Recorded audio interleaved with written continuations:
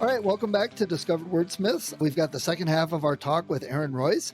And Erin, let's get started talking about some author stuff. Writing this book, picture kids book, what are some things that you learned that if you do the next couple books, what you're going to do different? Mummy Why it allowed me to pull together the building blocks of what I need to do for the second time. So the second book I write and the third book I write will be easier flowing from a marketing perspective because I have the steps in place already. So it's been a long process for this first book, but it will make it easier for the next ones because they're already in place. What I need to do once you write it, then what do you do? What's your intent? And then if your intent is to sell it, there's a lot of steps that you need to put in place for that to happen if you're doing it yourself. And I think writing another book, the first one, you're not sure. A lot of people are like, how do I start? What do I do?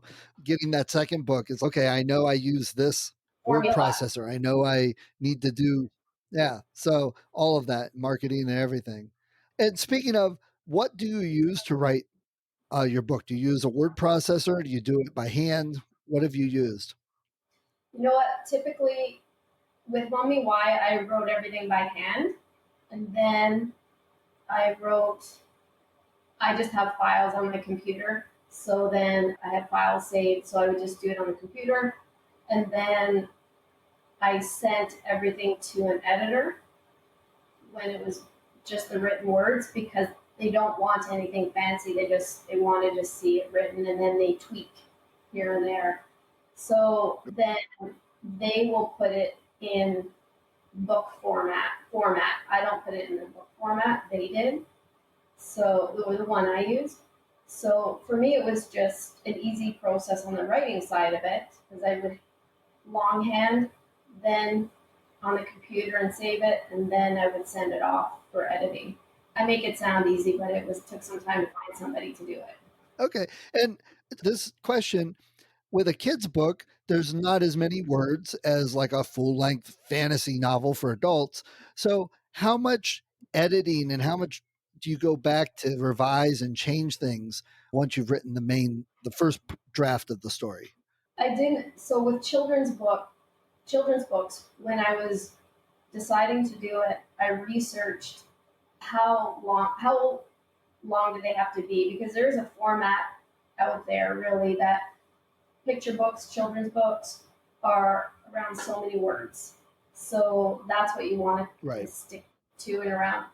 So when I was writing, I had to decide how many questions was I going to put in the book. And then I would write out the answers and then shorten it. To be honest, I didn't have to change a whole lot from the number of words to grammatical changes. It just flowed really well with it in my mind how long it needed to be. For me, the content of what I was showing wasn't overly challenging to put together, but I can see that I think it would be harder for novels and chapter books, perhaps. And I think for a lot of people, like myself, I haven't written a children's book, children's picture book. So keeping yourself confined to a sentence length, sentence structure, words for that age group, I think that would be difficult. You can't, you have to really get the point across in less words and maybe not the longest, biggest words too. Yeah, no, that is true. You have a limited number of words that you want to say a lot in a way that is understandable for the age group that's going to be listening to it. Parents will be reading it to them, but the children need to understand that to a point. So yes, you have to write in a language they understood. And at the time that I was writing it, I suppose my brain was in that 4 to 6 year old range because that's when I was speaking to my daughter about these things. So goes to an editor, they also help with that too. They will change with certain words or suggest certain structure. Probably pretty important to find an editor that understands children's and kids' books. Somebody that edits 600-page fantasy novels probably wouldn't be the best choice for a kid's book. No, like you need someone who's I would say, I don't know if they've had to do it before. Some people are just fantastic at what they do. And if you can find someone who's an editor that can see differences between how a fantasy book should be written and what it should look like in a children's book and or a romance book or a novel and a short story and a poem, if you can find someone that can do all of that's amazing. I don't know that you can. Yeah, definitely they need to have an understanding of the audience you're writing for and the content that you're trying to bring into it. Okay, so now you've written this book, you've got it ready to go, published, digital format, hardback, you got it already. I can't imagine how you market that book because all the author talk, all the books on how to market other books, they're all focused on basically an adult reader, Yeah, someone that you can send an ad to, somebody that you can send an email to. But you can't do that with 4-year-olds. no. If they're even looking at the screens, they're not going to see the ads. They're not the ones you're getting email ads. So, how do you even start to market this?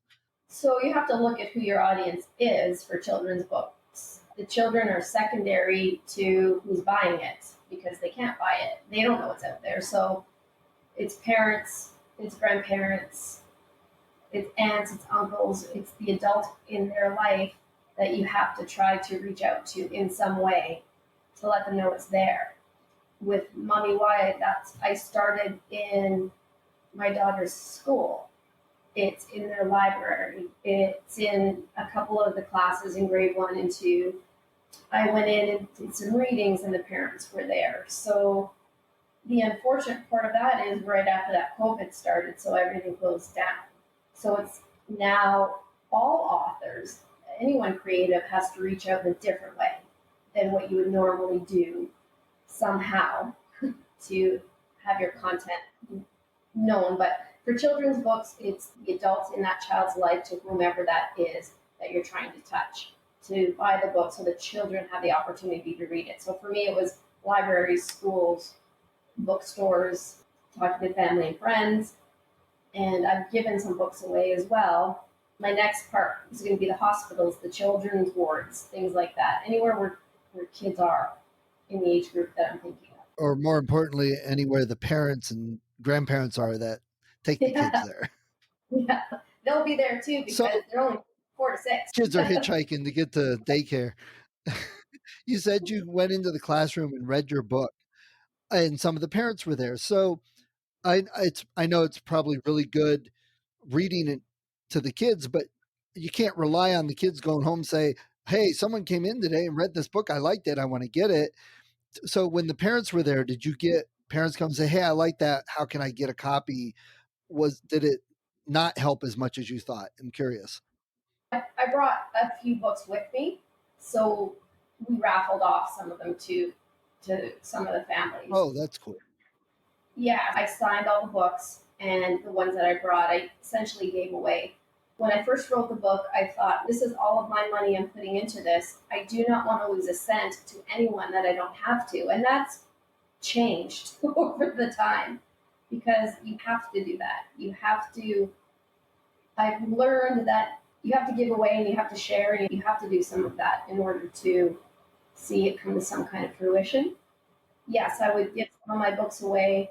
I did that for the classrooms as well and the teachers, and I've asked them to put the information on their blogs.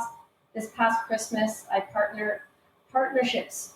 I think are important too. So I partnered with Camp Chestermere. So it's a kids camp that's been where I live for 25, 30 years. With COVID, everything's pretty tight, tough. So they had all of my information on their websites. I had their information on my websites. We did some things together. I did a 10% off. I will deliver the books to your house personally and sign the books. So things like that. Anything you can think of to get the word out. And social media is a big part of it. And to be frank, it's not my forte. It's not what I like to do. I'm not good at it. If I could have someone do that for me, I would. But because so many people are much better at it than I am. With COVID and such, it's just something you have to do. I remember back in the day when I was younger going to the doctor and they would have Dr. Seuss books or similar books. And when you opened it to read it, they would have little coupons in there, fill this out and send it in and get a book of the month club type thing. And so thinking on that now, it seems like if you give the book to the classroom, give the book to the library, then the kids borrow it, take it home. Oh, I like this. Oh, we might as well get it for them. And then, oh, hey, neighbor, our kid got this book. It seems to me that's a difficult way to get the word out. But with Picture Kids books, it seems like probably a very natural way for that to happen, though slowly. Yeah, and I think you have to do it in multiple ways. That's one way that you want the hard copies, if you can, in places where children are and that parents are. You want to be present, have a presence on social media and have let people know what you're doing. Everyone's always interested in what everybody else seems to be doing. So the Instagram and Facebook and partnering up with other organizations I think is a good step as well. So finding an organization that speaks to you and makes sense with what you have. So I partnered with the camp because that camp they're children. Some of them are older, yes, but some of them are younger. It was a place that made sense for me. I wouldn't partner with an oil company downtown necessarily. They do have a lot of money, so maybe that's a good idea. They could buy maybe $500. But you want Well, to, there's some thinking out of the box, though. yeah, If the oil company downtown is everybody in your community, you go to them and say, hey, I have this book I wrote and I'm trying to get the word out.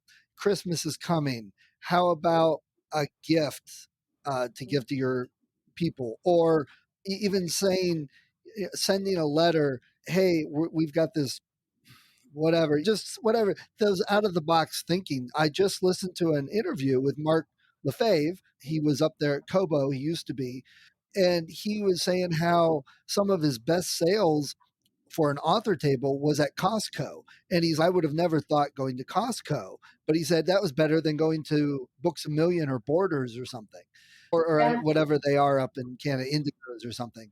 But that type of thinking is probably what is needed sometimes to get the word out, especially for something that it's hard to reach the audience that's buying it compared to the audience that's reading it.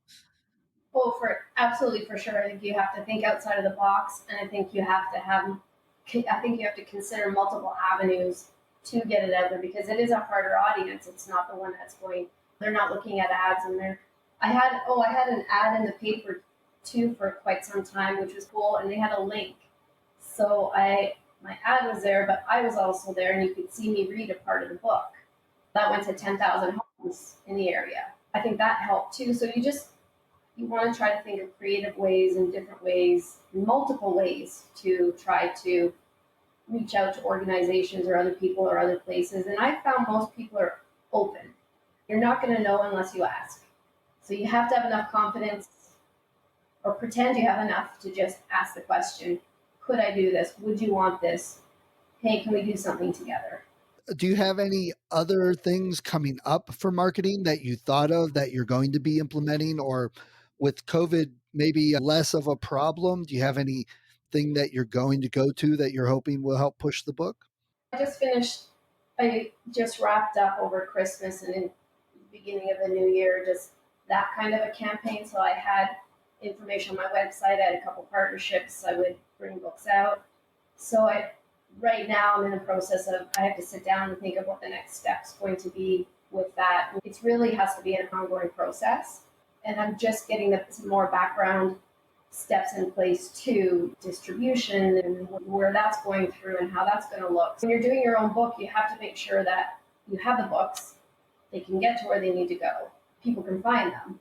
And those things almost have to be in place in tandem or before you even talk about it. So I'm still working on that kind of stuff too. Erin, it's been a great discussion on some marketing. I hope somebody picked up some tips.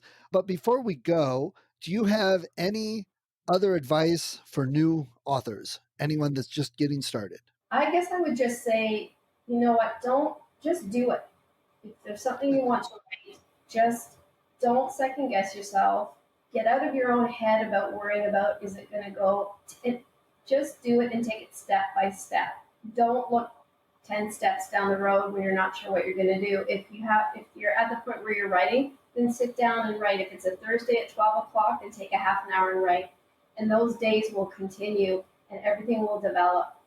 And you'll do it in a way that's not overwhelming. And reach out and ask questions to anyone in the industry. They will help you get you to where you need to go. I was going to say, I mentioned Mark Lefebvre a minute ago. I just happened to send him an email from his website just asking a question. I'm like, okay, I know this guy's busy. He's fairly big in the community. And within an hour, I had an answer and I was pretty surprised. But he seems like a pretty upstanding guy anyway. So I guess it shouldn't have been too much of a surprise. But you're right. I've gotten a lot of help, a lot of answers from a lot of different authors.